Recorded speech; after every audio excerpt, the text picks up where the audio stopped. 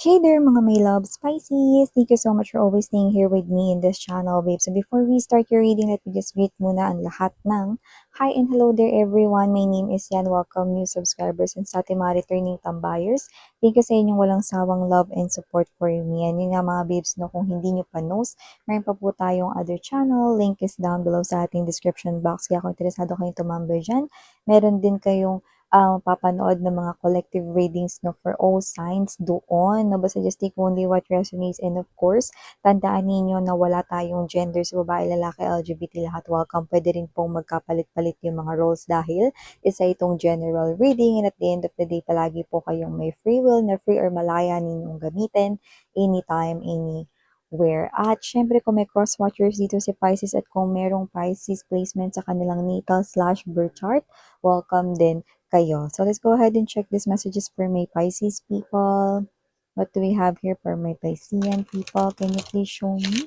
Archangel Michael, thank you so much together with the angel guides. Can we get messages for Pisces, please? What does Pisces needs to know?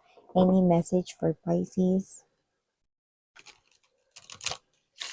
Messages for Pisces, please. What does Pisces needs to know? Pisces.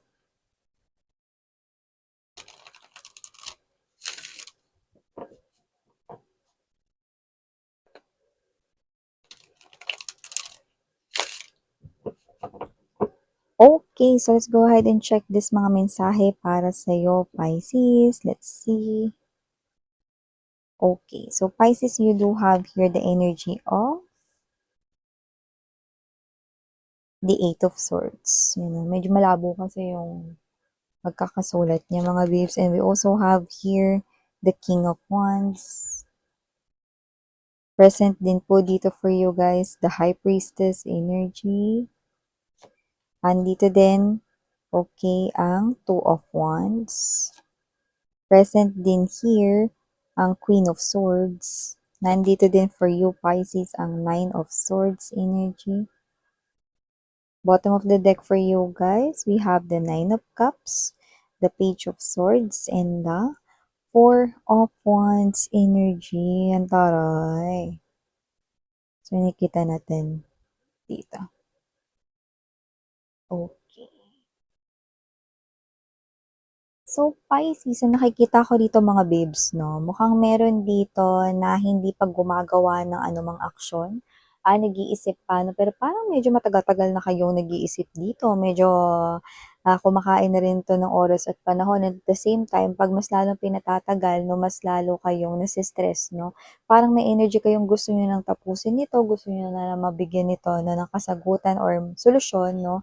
Or para makita na rin ninyo no, kung ano bang kahihinatnan nito. Kung ano man yan, hindi yan tungkol sa love lang It could be any situation, no? Pero parang may fear, natatakot na isagawa yung naiisip din na plano kasi baka ito ay hindi gumana or hindi ito mag-work, no? So, paano mo malalaman kung hindi mo itatry Pisces, di ba? Go ahead, do that, no? Alam mo, in life, kailangan talaga natin, no, mamili, no, between gagawin ko ba ito or wag na lang, no? Yan, no? Kasi nakikita ko dito na baka posibleng pagsisihan nyo yan kung wala kayong ginawang action, no? Tsaka nakikita ko dito mga babes, matagal mo na itong pinag-iisipan. So, ibig sabihin, paikot-ikot lang kayo doon and you always nag-came up sa same na decision, no? So, tingin ko ang dapat lang talaga ninyong i-conquer dito ay ang inyong fear, no? Wag na kayo mag-doubt dito, no? Mas maganda, no, kung iniisip ninyo, mas maganda mga babes, no, na trinay ninyo at nag-failed kayo, no, at least, nakita ninyo, pwede nyo ngayon na ibahin yung plano, di ba? Pwede nyo ngayon na parang i-repair or i-fix, no, kung ano man dito yung plan ninyo na hindi gumana, pwede nyo isipan, no, ng another plan, no, para mas maganda na gumana, di ba? So, may mga ganon, di ba?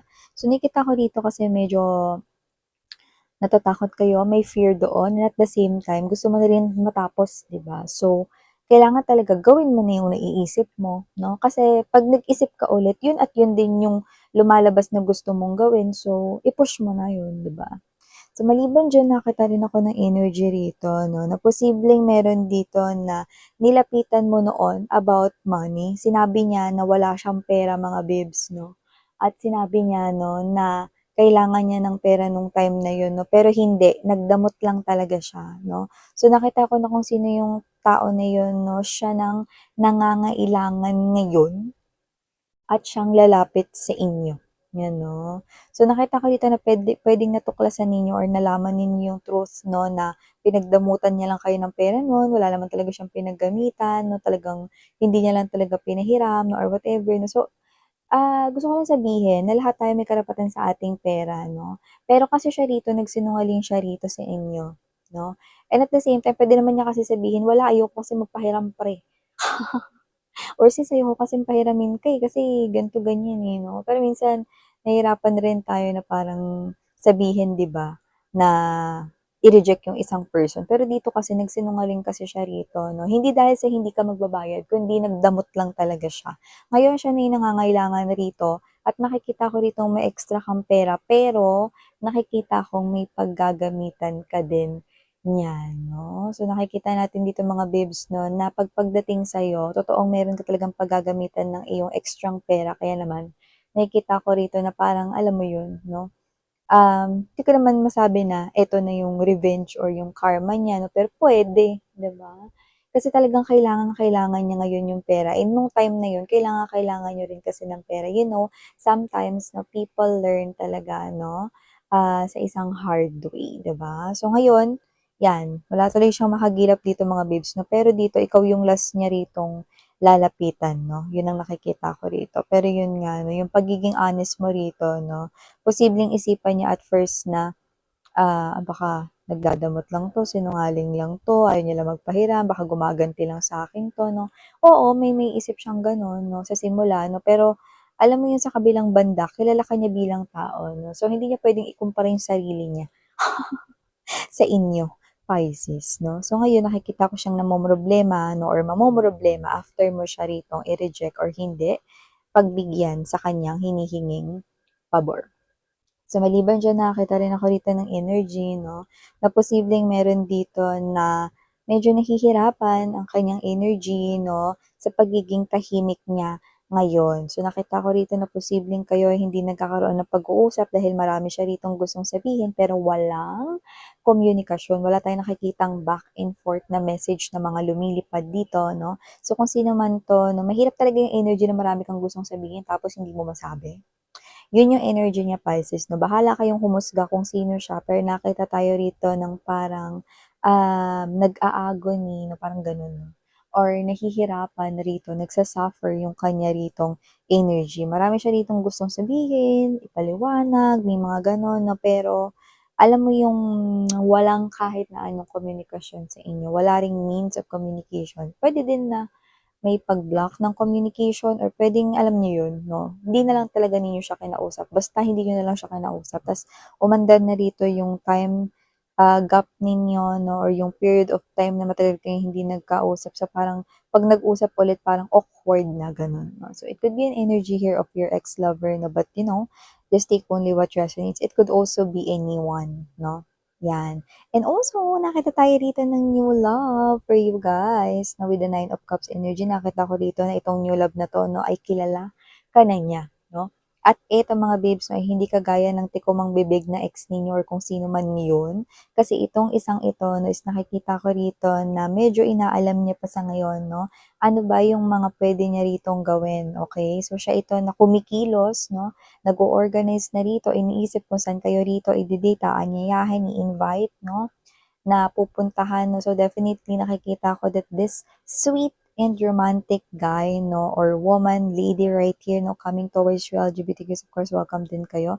This is the one who is seeing you right now as his or her potential future spouse 'no. Like, seeing you right now, ngayon 'no, na kanya ritong potential na future wife or future husband. So, see, hindi mo pa siya kilala 'no, at hindi niya pa nire-reveal ang kanyang self 'no, pero ikaw, okey, nakikilala ka na niya 'no, at siya ito 'no, na nagsasagawa na ng mga plano with actions na po 'no. Nagka-canvas na, pumupunta na, anong mga pagkain dito, ano ireregalo niya sa'yo, meron na. Anong susuotin niya rito 'no, so meron na 'no. So, kung kailan na lang ito isasagawa yun na lang yung kulang. Kaya naman you need to prepare here yourself, Pisces, because you will definitely go out on a date with this new guy or new girl or yeah, LGBTQ of course, welcome din kayo, no? New love dito. So, yun nakikita ko for you, Pisces, no? And also, nakita rin ako rito ng energy no, na posibleng baka meron kayo ditong isipin na bagay kung saan posibleng may mga iko-consider kayo, no, na mga yung mga bagay na yun hindi naman gano'n kabigat, no. Parang kunwari, palitan ko na kaya yung ano, dishwashing namin kasi hindi mabula, eh. Pero ito na kasi yung dishwashing namin medyo matagal na yun, parang may panghihinayang dun. Pero parang yung energy nun, hindi naman masyadong mabigat, parang gamit lang, no? Gamit na gusto mong palitan kasi gusto mong mag-try ng something new or meron yung gamit na yun na parang hindi na nagiging epektibo kaya gusto mo na magpalit. Parang bili akong bagong cellphone pero mag-iba ba ako ng brand o Samsung na lang?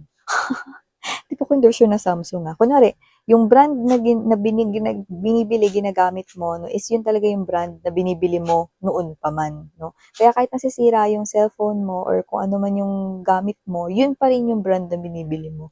Pero ngayon, parang may pagbabago doon sa brand na yun, no, kaya parang gusto man mag-try ng panibagong brand, no, may ganun, no. Kasi may mga gamit na parang dati ang tagal nung hinahaba na pwede mo siyang gamitin bago masira, 'di ba? Pero ngayon, possible na baka rin sa mga materyales ngayon since lumilipas yung mga panahon, yung materyales 'no, hindi rin name-maintain minsan 'no. So, posibleng kahit yun yung brand na matibay noon, possible na iba na yung mga materyales ngayon kahit same brand yun. Possible na, alam mo yun, yung ginamit is hindi na gano'n katibay 'no, hindi na gano'n ka-long lasting kaya magpapalit ka na rito, you know. More likely gamit lang yun, puwedeng gadget or puwedeng furnitures 'no or appliances, 'yan 'no. Pero nakikita ko rito na you value kasi every penny, kaya ganyan na pinag-iisipan mo, ano ba talaga yung bibilhin mo kasi hindi ikaw yung klase ng energy na, 'pag nasira bili agad 'no. Gusto mo yung bibilhin mo talagang may quality talaga 'no, yung pangmatagalan 'no. So 'yan, hindi ka naman kuripot pero nandun ka lang talaga sa energy na yung pera mo is talagang may pupuntahan, 'yan 'no, gano'ng klase ng energy. So, mag-ingat lang 'no, kasi nakikita ko rito na sa mga susunod na mga buwan, posibleng meron ka ritong mapagsabihan ng isa sa mga sini-secret mo or sinisikreto mo rito 'no. Ba't kailangan mag-ingat? Kasi kung sino man siya mga babes 'no, possible na ito ay masabi niya sa iba. 'Yan 'no. Eh, ano namang masama dun Miss 'yan. Kung ano man kasi yung sasabihin mo possible na ayaw mo yung sabihin sa iba, okey? Pero you do not know na kung sino man 'tong energy na sasabihan mo 'no, akala mo lang hindi niya yun sasabihin sa iba pero sasabihin niya yun, eh, di dun palang mga babes 'no, hindi na yun secret kasi meron ng ibang nakakaalam bukod sa inyong dalawa 'no. So 'yan 'no, kaya kung gusto mo rito na parang ma-maintain yung secret mo, tago mo na lang yun sa sarili mo kasi wala kang ibang pagkakatiwalaan kundi ang sarili mo. Okey? Yan yung nakikita ko dito 'no. So meron din ditong energy na posibleng meron kayong ire-reject na, what's this, travel 'no or parang alis, gala 'no, may ganyan. Parang, "Hindi mo na ako sasama, pass muna ako diyan." 'Yun 'no.